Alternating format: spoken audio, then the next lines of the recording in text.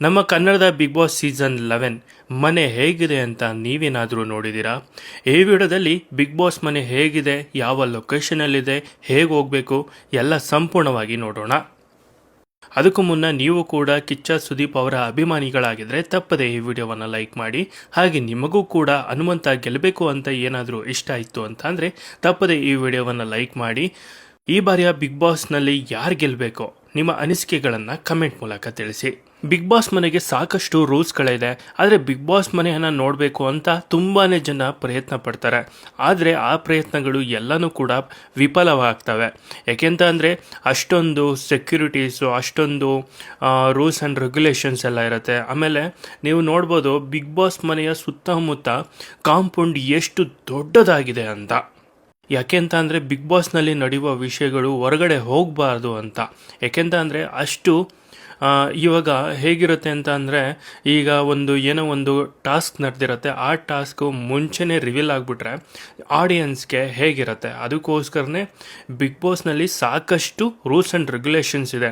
ಅದೇ ರೀತಿಯಾಗಿ big Boss ಮನೆ ನೋಡಬೇಕು ಅಂತ ಅಂದರೆ ತುಂಬಾ ಕಷ್ಟ. ನನಗೂ ಕೂಡ ಒಂದು ಆಸೆ ಇತ್ತು, ಬಿಗ್ ಬಾಸ್ ಮನೆ ಹೇಗಿದೆ ಅಂತ ನೋಡಬೇಕು ಅಂತ. ಆಸೆಯನ್ನು ಫುಲ್ಫಿಲ್ ಮಾಡ್ಕೊಳ್ಳೋಣ ಅಂತ ನೈಟು ತುಂಬಾ ರಿಸರ್ಚ್ ಮಾಡಿದೆ, ಬಿಗ್ ಬಾಸ್ ಮನೆ ಎಲ್ಲಿದೆ, ಯಾವ ಲೊಕೇಶನಲ್ಲಿದೆ ಅಂತ. ಆಮೇಲೆ ಗೂಗಲ್ನ ಹೋಗಿ ಕರ್ನಾಟಕ ಬಿಗ್ ಬಾಸ್ ಅಂತ ಸರ್ಚ್ ಮಾಡಿದೆ. ಒಂದು ರಿಸಲ್ಟ್ ಬಂತು. ಆ ರಿಸಲ್ಟ್ನಲ್ಲಿ ನಾನು ನೋಡಿದಾಗ ಇದು ಕಂಪ್ಲೀಟ್ ಬಿಗ್ ಬಾಸ್ ಮನೆ ಅಂತಲೇ ಗೊತ್ತಾಯಿತು. ಸೀಸನ್ 10 ಮತ್ತು 11 ಎರಡೂ ಕೂಡ ಒಂದೇ ಮನೇಲಿ ನಡೀತಿದೆ ಅಂತ ಗೊತ್ತಾಯಿತು. ಆಮೇಲೆ ಭಾಳಷ್ಟು ಜನ ಬ್ಲಾಗು ಕೂಡ ಮಾಡಿದರು. ಆಮೇಲೆ ಲೊಕೇಶನ್ ಎಲ್ಲಿದೆ ಅಂತಲೂ ಕೂಡ ರಿವೀಲ್ ಮಾಡಿದರು. ನಾನು ಒಂದ್ಸಲಿ ಕ್ರಾಸ್ ಚೆಕ್ ಮಾಡಿಕೊಂಡೆ, ನನಗೆ ಲೊಕೇಶನ್ ಸಿಕ್ತು. ನೀವು ಕೂಡ ಹೋಗಬೇಕು ಅಂತ ಅಂದರೆ ಗೂಗಲ್ನಲ್ಲಿ ಹೋಗಿ ಕರ್ನಾಟಕ ಬಿಗ್ ಬಾಸ್ ಅಂತ ಸರ್ಚ್ ಮಾಡಿ ನಿಮ್ಗೊಂದು ರಿಸಲ್ಟ್ ಬರುತ್ತೆ. ಫಸ್ಟ್ನೇ ರಿಸಲ್ಟೇ ಬಿಗ್ ಬಾಸ್ ಮನೆ. ನನ್ನ ಮನೆಯಿಂದ ಅರೌಂಡ್ ಒಂದು 60 ಕಿಲೋಮೀಟರ್ಸ್ ಅವೇ ಇತ್ತು. ಎಲ್ಲ ರೆಡಿ ಮಾಡಿಕೊಂಡು ಮೈಕ್ಸ್ ಗೀಕ್ಸ್ ಎಲ್ಲ ಎತ್ಕೊಂಡು ನನ್ನ ಫೋನ್ ಎತ್ಕೊಂಡು ನಾನು ನಮ್ಮ ಮನೆಯಿಂದ ಜಾಗ ಬಿಟ್ಟೆ. ಅಲ್ಲಿಗೆ ರೀಚ್ ಆಗೋಕ್ಕೆ ಒಂದು 2 ಅವರ್ಸ್ ಹಿಡಿತು. ಆಮೇಲೆ ಏನು ಮಾಡಿದೆ, ಬಿಗ್ ಬಾಸ್ ಮನೆ ಹತ್ರ ಹೋದೆ. ಅವರಂತೂ ಸಿಕ್ಕಾಪಟ್ಟೆ ಸ್ಟ್ರಿಕ್ಟು, ಯಾರನ್ನೂ ಕೂಡ ಒಳಗೆ ಬಿಡ್ತಿರ್ಲಿಲ್ಲ. ಬಿಡ್ತಿದ್ರು ಎಂಥವ್ರನ್ನ ಅಂತ ಅಂದರೆ ಒಂದು ಸ್ವಲ್ಪ ಇನ್ಫ್ಲುಯೆನ್ಸು, ಮತ್ತು ಅವ್ರ ಕಡೆಯಿಂದ ಬಂದಿದ್ದೀವಿ, ಇವ್ರ ಕಡೆಯಿಂದ ಬಂದಿದ್ದೀವಿ, ಆಮೇಲೆ ಒಳಗಡೆ ಕೆಲಸ ಮಾಡ್ತಿರ್ತಾರಲ್ವ ಅವ್ರ ಕಡೆಯಿಂದ ಏನಾದರೂ ಅಂದರೆ ಒಳಗಡೆ ಕೆಲಸ ಮಾಡ್ತಾ ಇರ್ತಾರಲ್ಲ ಅವ್ರ ಕಡೆಯಿಂದನೂ ಕೂಡ ಫ್ರೆಂಡ್ಸಿಂದ ಕರ್ಸ್ಕೊಂಡಿರ್ತಾರೆ, ಅಂಥವ್ರನ್ನ ಒಳಗಡೆ ಬಿಡ್ತಿದ್ರು. ಅದನ್ನು ಕೂಡ ಏನು ಅಂತ ಅಂದರೆ ಅದು ಕಂಪ್ಲೀಟ್ ಡೀಟೇಲ್ಸ್ ತೊಗೊಂಡು ಬಿಡ್ತಿದ್ರು. ಅಂದರೆ ಇವಾಗ ಹೋಗ್ತಾರೆ, ಫೋನೆಲ್ಲ ತೊಗೊಂಡು ಹೋಗಿರ್ತಾರೆ, ಒಳಗಡೆ ಏನಾದರೂ ವೀಡಿಯೋನ ಶೂಟ್ ಮಾಡಿ, ಇಲ್ಲಾಂದರೆ ಯಾರು ಎಲಿಮಿನೇಟ್ ಆದರು, ಯಾರು ಗೆದ್ದರು ಅನ್ನೋ ಇನ್ಫಾರ್ಮೇಷನ್ನ ಲೀಕ್ ಮಾಡ್ತಾರೆ ಅಂದ್ಬಿಟ್ಟು ಏನು ಮಾಡ್ತಾರೆ, ಫೋನೆಲ್ಲ ಈಸ್ಕೊಂಡು, ಆಧಾರ್ ಕಾರ್ಡು ಅವ್ರ ಡೀಟೇಲ್ಸ್ ಎಲ್ಲ ಈಸ್ಕೊಂಡು ಅವ್ರನ್ನ ಒಳಗಡೆ ಬಿಡ್ತಾರೆ. ನಾವು ಕೂಡ ಬಿಗ್ ಬಾಸ್ ಮನೆಗೆ ಹೋಗಬೇಕು ಅಂತ ತುಂಬಾ ಟ್ರೈ ಮಾಡಿದ್ವು, ಆದರೆ ಅಲ್ಲಿದ್ದ ಸೆಕ್ಯೂರಿಟಿ ಗಾರ್ಡ್ಗಳು ಬಿಟ್ಟಿಲ್ಲ. ಏಕೆಂತಂದರೆ ಅವ್ರದ್ದೇ ಆದಂಥ ಒಂದು ರೂಲ್ಸ್ ಆ್ಯಂಡ್ ರೆಗ್ಯುಲೇಷನ್ಸ್ ಇರುತ್ತೆ, ಅದಕ್ಕೋಸ್ಕರ ಬಿಟ್ಟಿಲ್ಲ. ಆಮೇಲೆ ಏನು ಮಾಡಿದೆ, ಈಚೆಯಿಂದನೇ ನಾನು ಝೂಮೆಲ್ಲ ಹಾಕಿ ನೋಡಿದೆ. ಬಿಗ್ ಬಾಸ್ ಮನೆ ಅಂತೂ ತುಂಬಾ ಚೆನ್ನಾಗಿದೆ. ಯಾಕಂದರೆ ಒಳಗಡೆ ಇರುವ ಗಾರ್ಡನ್ ಆಗಿರ್ಬೋದು, ಬಿಲ್ಡಿಂಗ್ಸ್ ಆಗಿರ್ಬೋದು, ಅಲ್ಲಿದ್ದ ಒಂದಷ್ಟು ಆರ್ಟ್ಸ್ ಆಗಿರ್ಬೋದು, ಎಲ್ಲನೂ ಕೂಡ ತುಂಬಾ ಚೆನ್ನಾಗಿದೆ. ಆಮೇಲೆ ಏನು ಮಾಡಿದೆ, ಸುತ್ತಮುತ್ತ ಎಲ್ಲ ಕಂಪ್ಲೀಟಾಗಿ ನೋಡಿದೆ. ಒಂದು ಸ್ವಲ್ಪ ಮುಂದೆ ಹೋಗಿ ಝೂಮ್ ಹಾಕಿ ನೋಡಿದೆ. ಅವಾಗ ಒಂದು ಸ್ವಲ್ಪ ಬಿಲ್ಡಿಂಗ್ಸ್ ಎಲ್ಲ ತುಂಬ ಕಾಣ್ತಿತ್ತು, ಆದರೆ ಯಾರು ಒಬ್ಬ ಜನನೂ ಕೂಡ ಕಾಣಿಸೇ ಇಲ್ಲ. ಒಳಗಡೆ ಯಾರಿದ್ದಾರೋ ಇಲ್ವೋ ಏನು ಎತ್ತ ಕಂಪ್ಲೀಟ್ ಪ್ಯಾಕ್ ಆಗಿದೆ. ಆ ರೀತಿ ಒಂದು ರೂಲ್ಸ್ ಆ್ಯಂಡ್ ರೆಗ್ಯುಲೇಷನ್ಸ್ ಇದೆ ಬಿಗ್ ಬಾಸಲ್ಲಿ ಅಂತಲೇ ಹೇಳ್ಬೋದು. ಈ ರೀತಿ ಇದೆ ನೋಡಿ ಬಿಗ್ ಬಾಸ್ ಮನೆ. ಆಮೇಲೆ ನಾನೇನು ಮಾಡಿದೆ, ನನಗೊಂದು ಸ್ವಲ್ಪ ಟೈಮ್ ಆಗಿತ್ತು. ಆಮೇಲೆ ದೂರದಿಂದ ಎಲ್ಲ ಝೂಮ್ ಹಾಕಿ ನೋಡಿದೆ, ಯಾರೂ ಕೂಡ ಕಂಡಿಲ್ಲ. ಆಮೇಲೆ ಏನು ಮಾಡಿದೆ, ಇದಿದ್ರೆ ಆಗಲ್ಲ ಅಂದ್ಬಿಟ್ಟು ನನಗೊಂದು ಸ್ವಲ್ಪ ಬೆಂಗಳೂರಲ್ಲಿ ಕೆಲಸ ಇತ್ತು. ಅದಕ್ಕೋಸ್ಕರ ಬೆಂಗಳೂರಿಗೆ ಹೋಗಿ ನನ್ನ ಎಲ್ಲ ಕೆಲಸ ಮುಗಿಸ್ಕೊಂಡು ಮನೆಗೆ ಹೊರಟೆ. ಸ್ನೇಹಿತರೆ, ನೋಡಿದ್ರಲ್ಲ ಈ ಬಾರಿಯ Bigg Boss season 11 Bigg Boss ಮನೆ ಹೇಗಿದೆ ಅಂತ ನೋಡಿದ್ದೀರಾ ಅಂತ ಅಂದ್ಕೊಂಡಿದ್ದೀನಿ. ಆದರೆ ಒಳಗಡೆ ಏನಿದೆ ಅಂತ ನೋಡಿಲ್ಲ, ಆದರೆ ಯಾವ ಲೊಕೇಶನಲ್ಲಿದೆ, ಸುತ್ತಮುತ್ತ ಹೇಗಿದೆ ಅಂತ ತೋರಿಸುವ ಪ್ರಯತ್ನ ಮಾಡಿದ್ದೀನಿ ಅಂತಲೇ ಹೇಳ್ಬೋದು. ಸರ್ ಹೇಳಿ, ಬಿಗ್ ಬಾಸ್ ಹೌಸ್ ಹತ್ರ ಬಂದಿದ್ದೀರಾ, ಹೇಗೆ ಅನಿಸ್ತಿದೆ? ಸರ್ ತುಂಬ ಖುಷಿ ಅನಿಸುತ್ತೆ. ಈ ಸಲ ನಾವು ಆಡಿಯನ್ಸ್ ಆಗಿ ಬಂದಿದ್ದೀವಿ. ನೆಕ್ಸ್ಟ್ ಟೈಮ್ ಖಂಡಿತವಳು ಟ್ರೈ ಮಾಡೋಣ ನಾವು. ಏನಂತೀರಾ?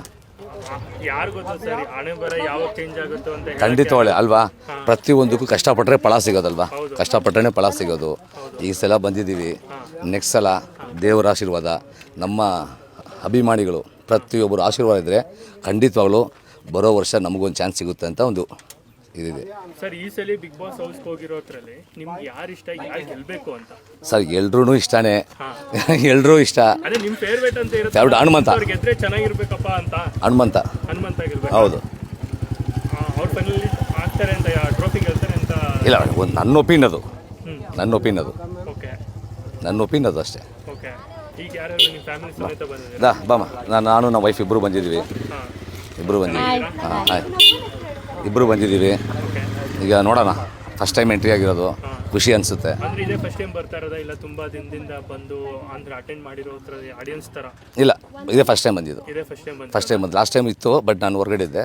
ಬಟ್ ಈ ಸಲ ಬಂದಿದ್ದೀವಿ. ಅವ್ರ ಕಡೆಯಿಂದನೇ ಇನ್ವಿಟೇಷನ್ ಸಿಕ್ಕಿತ್ತು ಇಲ್ಲ ಇಲ್ಲ, ಅವ್ರ ಕಡೆಯಿಂದ ಸಿಕ್ತು. ಅವ್ರ ಕಡೆಯಿಂದ ಇನ್ವಿಟೇಷನ್ ಕೊಟ್ಟಿದ್ದು ಈಗ ಬಂದಿರೋದು? ಹೌದು. ತುಂಬ ಖುಷಿ ಅನಿಸುತ್ತೆ.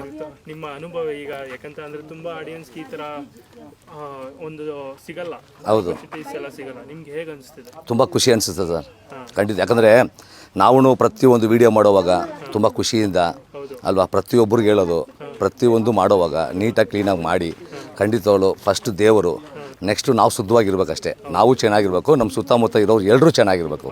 ನಾನು ಒಬ್ಬನೇ ಚೆನ್ನಾಗಿರ್ಬೇಕು ಅಂದ್ಕೊಳೋದು ಅದಾಗಲ್ಲ. ಪ್ರಪಂಚ ಏನು ನಾವು ತೊಗೊಂಡಿಲ್ಲ. ಅದೇ ಥರ ಜೀವನದಲ್ಲಿ ಪ್ರತಿಯೊಬ್ಬರಿಗೆ ಹೇಳೋದು ಒಂದೇ, ಇರೋಷ್ಟು ದಿನ ನೆಮ್ಮದಿಯಾಗಿರಿ, ಇರೋದನ್ನ ಇಟ್ಕೊಂಡು ಖುಷಿ ಪಡಿ, ಇಷ್ಟೇ ಜೀವನ.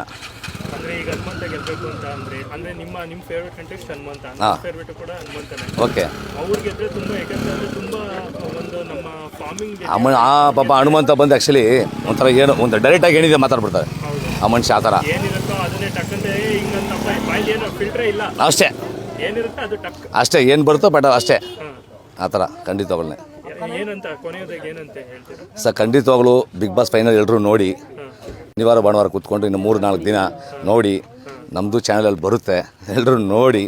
ಪ್ರಭು ಶೆಟ್ಟಿ ಫುಡ್ ಅಂತ ಇನ್ಸ್ಟಾಗ್ರಾಮ್ ಇದೆ ನಮ್ಮದು, ಎಲ್ಲರೂ ನೋಡಿ, ಪ್ರತಿಯೊಬ್ಬರು ಸಪೋರ್ಟ್ ಮಾಡಿ.